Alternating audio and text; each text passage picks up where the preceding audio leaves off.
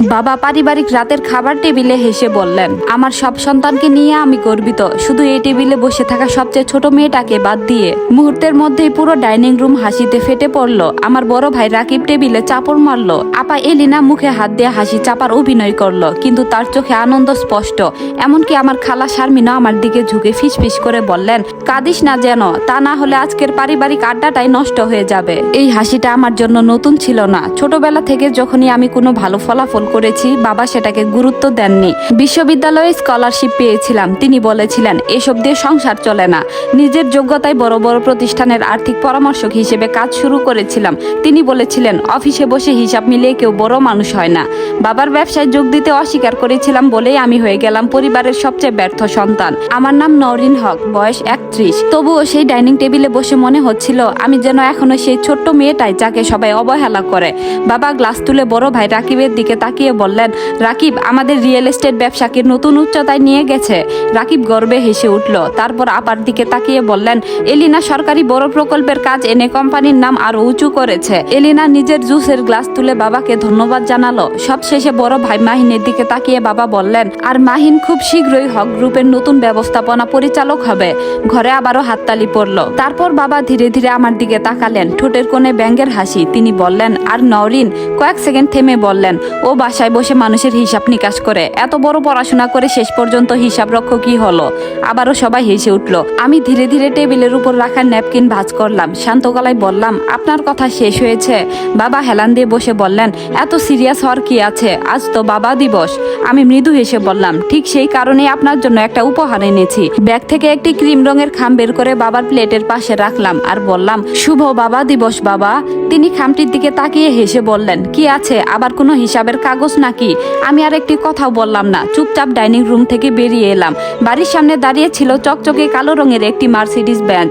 3 বছর আগে যখন বাবার ব্যবসা বড় ধরনের আর্থিক সংকটে পড়েছিল, তখন এই গাড়িটি আমি আমার নিজের প্রতিষ্ঠানের নামে লিজ নিয়ে দিয়েছিলাম। কিন্তু সবাইকে বাবা বলেছিলেন আমার ছোট মেয়েটার জীবনের প্রথম একটা কাজের কাজ করেছে।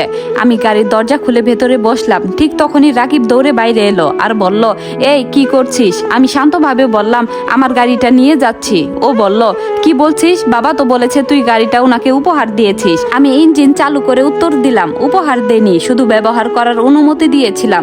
বাড়ির ভেতর থেকে তখনও হাসির শব্দ ভেসে আসছিল। আমি ধীরে ধীরে গাড়ি নিয়ে গেটের দিকে এগিয়ে গেলাম। ঠিক সেই সময় বাবা খামটা খুললেন। হঠাৎ পুরো বাড়ি কাঁপিয়ে তার চিৎকার ভেসে এলো, নওরিন! আমি গেটের সামনে গাড়ি থামিয়ে একবার পেছনে তাকালাম। বাবা টলতে টলতে বারান্দায় বেরিয়ে এসেছেন, হাতে ধরা সেই চিঠি। মুখের সমস্ত রক্ত যেন এক মুহূর্তে শুকিয়ে গেছে। তিনি মাত্র প্রথম লাইনটা পড়েছেন, অবিলম্বে কার্যকর হচ্ছে হক গ্রুপের বিরুদ্ধে আর্থিক জালিয়াতি, ভুল তথ্য প্রদান এবং চুক্তি লঙ্ঘনের অভিযোগে সকল ঋণ এককালীন পরিশোধের নোটিশ জারি করা হলো। কিন্তু তিনি এখনো জানতেন না, সবচেয়ে ভয়ঙ্কর সত্যটি ছিল অন্য জায়গায়। যে বিনিয়োগ প্রতিষ্ঠান এই নোটিশ পাঠিয়েছে তার একমাত্র মালিক আমি, নওরিন হক। আমি অফিসে পৌঁছানোর আগে বাবার 17টি মিসড কল জমে গেল। প্রতিটা কলই আমি উপেক্ষা করলাম। অবশেষে 18তম কলটি ধরলাম। ফোনের ওপাশে বাবার ভারী নিঃশ্বাস শোনা যাচ্ছিল। তিনি বললেন, নওরিন, এখনই গাড়িটা ফিরিয়ে নিয়ে বাড়িতে আসো। আমি শান্ত গলায় বললাম, না। তিনি রাগে প্রায় চিৎকার করে উঠলেন, একটা পারিবারিক মজা নিয়ে তুমি 40 কোটি টাকা ঋণ একসঙ্গে পরিশোধের নোটিশ পাঠিয়ে দিতে পারো না? আমি কিছুক্ষণ চুপ থেকে বললাম, এটা সেই অপমানের জন্য নয় বাবা। ফোনের ওপাশে হঠাৎ নীরবতা নেমে এলো। আমি ডেস্কের উপর রাখা একটি মোটা ফাইল খুললাম। গত 18 মাস ধরে বাবা এবং আমার ভাই বোনেরা ভেবেছিল নর্থ ব্রিজ ক্যাপিটাল শুধু আরেকটি বিনিয়োগ প্রতিষ্ঠান। যখন কোনো ব্যাংক হক গ্রুপকে নতুন ঋণ দিতে রাজি হয়নি, তখন নর্থ ব্রিজ তাদের সব খেলাপি ঋণ কিনে নিয়েছিল, পরিশোধের সময় বাড়িয়েছিল, দেউলিয়া হওয়া থেকে বাঁচিয়েছিল। কিন্তু বাবা কোনোদিন জানার চেষ্টা করেননি এই প্রতিষ্ঠানের মালিককে। তিনি শুধু জানতেন টাকা সময় মতো চলে আসে, আর সেই সুযোগে সবাই সীমা ছাড়িয়ে যেতে শুরু করেছিল। বড় ভাই রাকিব কোম্পানির নামে একটি বিলাসবহুল ইয়ট কিনে তার হিসাব লিখেছিল বিদেশি ক্লায়েন্ট পরিবহন খরচ। আপা এলিনা 3টি ভুয়া প্রতিষ্ঠানের মাধ্যমে একজন প্রভাবশালী রাজনৈতিক ব্যক্তির ঘনিষ্ঠ লোককে কোটি কোটি টাকা পাঠিয়েছিল। আর বড় ভাই মাহিন কোম্পানির অ্যাকাউন্ট থেকে 4 কোটি টাকা নিজের ব্যক্তিগত হিসাবে সরিয়ে লিখেছিল জমি ক্রয়ের অগ্রিম। সবকিছুর অনুমোদন দিয়েছিলেন বাবা, কারণ তার বিশ্বাস ছিল যে প্রতিষ্ঠান টাকা দিয়েছে তারা কখনো হিসাব খতিয়ে দেখবে না।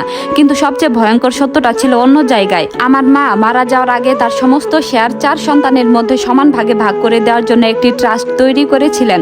মা মারা যাওয়ার পর বাবা সেই নথি জাল করেছিলেন। আমার অংশ কেটে পুরোটা বড় ভাই মাহিনের নামে লিখে দিয়েছিলেন। তিনি ভেবেছিলেন আমি তো অনেক আগেই পারিবারিক ব্যবসা ছেড়ে দিয়েছি, কখনো এসব নথি পরীক্ষা করব না। কিন্তু তিনি ভুলে গিয়েছিলেন নথির সত্যতা যাচাই করাই আমার পেশা। আমি কোনো সাধারণ হিসাব রক্ষক নই, আমি একজন ফরেনসিক অ্যাকাউন্টেন্ট। বাংলাদেশের বড় বড় ব্যাংক, বীমা প্রতিষ্ঠান এবং দুর্নীতি বিরোধী সংস্থাগুলো আর্থিক জালিয়াতির তদন্তের জন্য আমার প্রতিষ্ঠানের সাহায্য নেয়। নিজের পরিচয় গোপন রাখতে আমি অন্য একটি হোল্ডিং কোম্পানির মাধ্যমে নর্থ ব্রিজ ক্যাপিটালের মালিকানা রেখেছিলাম, কারণ বহু বছর আগে বাবা বলেছিলেন মেয়েদের হাতে টাকা থাকলে কোনো বড় ব্যবসায়ী তাদের বিশ্বাস করে না। আজ ভাগ্যের কি নির্মম পরিহাস, বাবার পুরো ব্যবসার ভবিষ্যৎ নির্ভর করছে সেই মেয়ের হাতেই। ফোনের ওপাশে বাবা ধীরে বললেন, তুমি ব্লাফ দিচ্ছ? আমি উত্তর দিলাম, তাহলে মাহিনকে বলুন যে আইনজীবী আপনার জাল কাগজে সিল দিয়েছিল সে কিভাবে একজন মৃত মানুষের স্বাক্ষর সত্য বলে নোটারি করলো। বাবার নিঃশ্বাস যেন থেমে গেল। আমি বলতে থাকলাম, মায়ের মৃত্যুর 6 সপ্তাহ পরে যে ট্রাস্ট সংশোধনের কাগজ তৈরি হয়েছে তার মূল কপি, মৃত্যু সনদ, অফিসের প্রবেশের রেকর্ড, টাকা লেনদেনের তথ্য এবং নিরাপত্তা ক্যামেরার ভিডিও সবই আমার কাছে আছে। বাবা কাপা গলায় বললেন, ভিডিও তো মুছে ফেলা হয়েছে। আমি শান্তভাবে বললাম, ডিলিট করা হয়েছে, কিন্তু কখনো সম্পূর্ণ মুছে ফেলা যায়নি। কিছুক্ষণ নীরব থেকে তিনি কণ্ঠস্বর নরম করলেন আর বললেন, বাড়ি ফিরে এসো, আমরা বসে কথা বলবো। আমি কিছু বললাম না। তিনি আবার বললেন, তোমাকে কোম্পানির প্রধান অর্থ কর্মকর্তা বানিয়ে দেব, পরিচালনা পর্ষদে জায়গা দেব, তুমি যা চাও তাই হবে, শুধু এই ঝামেলাটা শেষ করো। এক মুহূর্তের জন্য মনে হলো হয়তো এই প্রথম বাবা আমাকে যোগ্য বলে স্বীকার করছেন। ঠিক তখনই ফোনের ওপাশে রাকিবের চিৎকার ভেসে এলো, ওই হারামজাদিকে বলো আদালতে টেনে এমন শিক্ষা দেব যে সারা জীবন মনে রাখবে। বাবার কণ্ঠ আবার বদলে গেল। আমি মৃদু হেসে বললাম, আপনার ইমেলটা একবার দেখে নিন। ঠিক সেই মুহূর্তে নর্থ ব্রিজ ক্যাপিটাল হক গ্রুপের প্রতিটি পরিচালক, ঋণদাতা এবং বীমা প্রতিষ্ঠানের কাছে ঋণ খেলাপির আনুষ্ঠানিক নোটিশ পাঠিয়ে দিল। পরদিন সকাল 9টায় জরুরি পরিচালনা পর্ষদের সভা ডাকা হলো। সঙ্গে সংযুক্ত ছিল সব আর্থিক লেনদেনের হিসাব, জাল নথির কপি এবং বাবা ও আমার 3 ভাই বোনের স্বাক্ষর করা ব্যক্তিগত দায়বদ্ধতার কাগজ। তবুও তারা বুঝতে পারেনি ভয় দেখিয়ে এবার আর কিছুই থামানো যাবে না। সেই রাতেই মাহিন অফিসের গুরুত্বপূর্ণ নথি নষ্ট করার নির্দেশ দিল।